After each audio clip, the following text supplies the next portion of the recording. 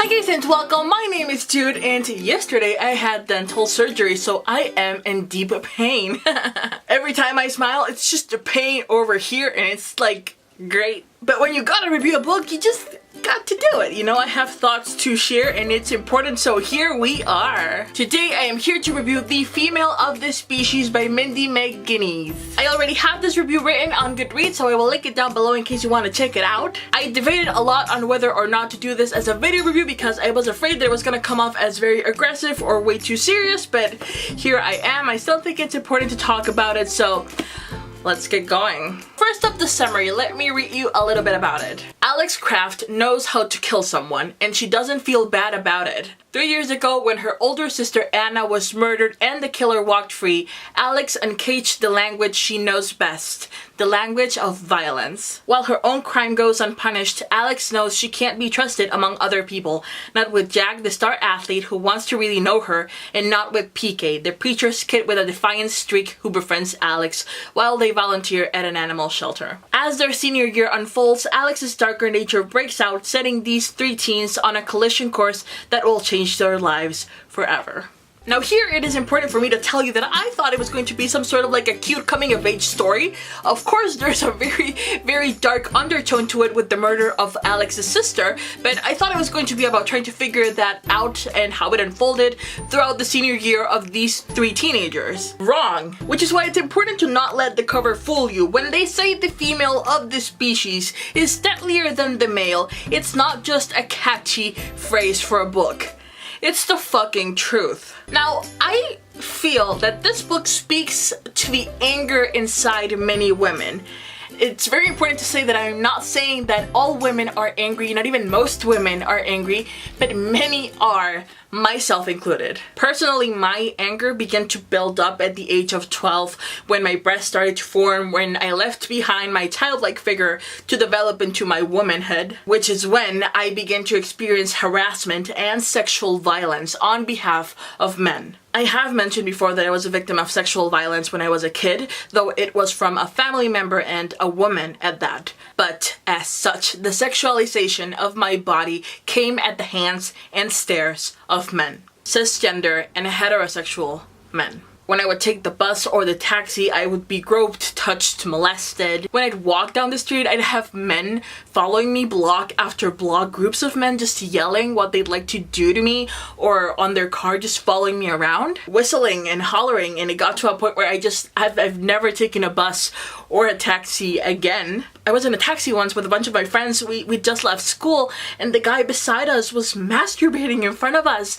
And I mean, it's very different, the transportation system in Mexico than in the US, and I think harassment is worse here. I mean, the whole transportation system and cultural way of being is very different in Mexico than in the US, and Mexico is way more misogynistic and way more unsafe for women.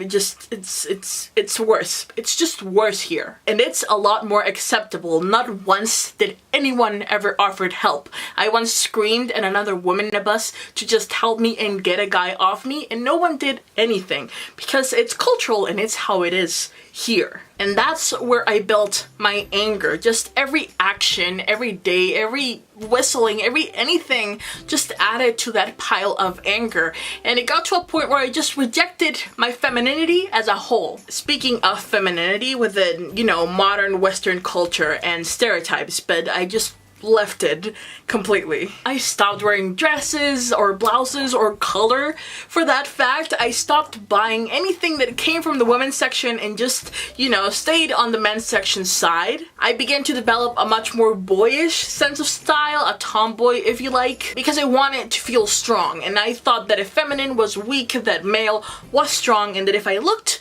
like a much more male figure that I would be a lot more respected and less of a target.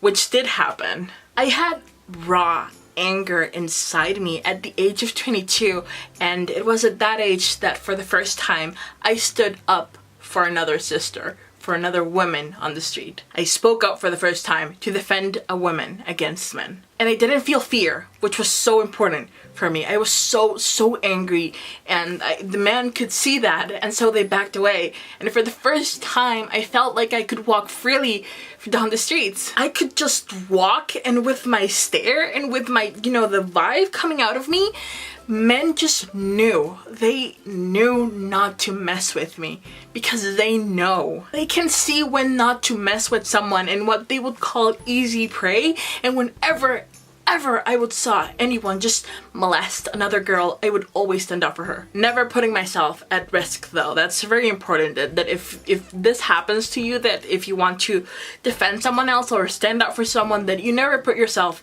at risk first, ever. The anger inside me made me feel powerful because I understood that no one could truly hurt me unless I let them, because harm can come to you, but it's mostly in your head how you handle things and how you let it hurt you or define you. And this anger that I speak of is a darker side of me. It's a very dark spot that feels true hatred towards men. It's a part of me that no longer dates men nor seeks their company. And here it's very important to make like a pause, because I am not saying that all men are trash or harass people or molest people, but enough men do. Enough men do this that it's a problem, that it's a big problem, and that make the streets an unsafe place for women. And while not all men are like this, most men are silent. I've never seen a guy stand up for a woman. Whenever I bring up these issues, men, instead of becoming allies to the movement of feminism or trying to speak up against it, are just so worried about themselves that they're like, I'm not like that, and it's all about them.